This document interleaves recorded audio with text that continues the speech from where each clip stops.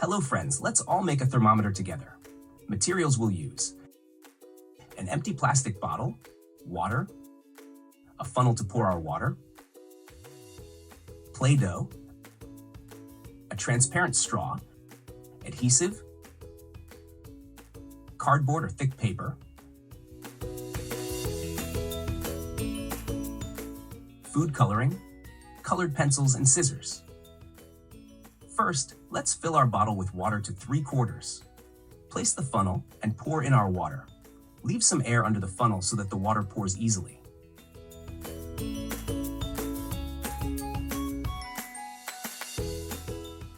Now let's add our food coloring. Shake it a bit so the color spreads well.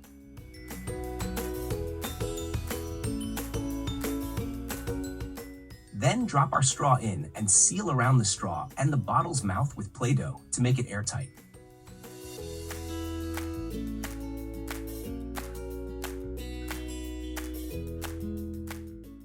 Use the adhesive to attach our paper towards the top part of the transparent straw.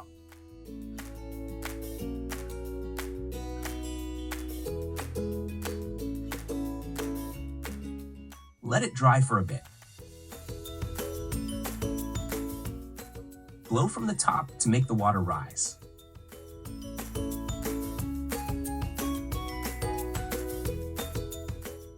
After blowing for a bit, you will see the water level rise. Mark this level after it rises.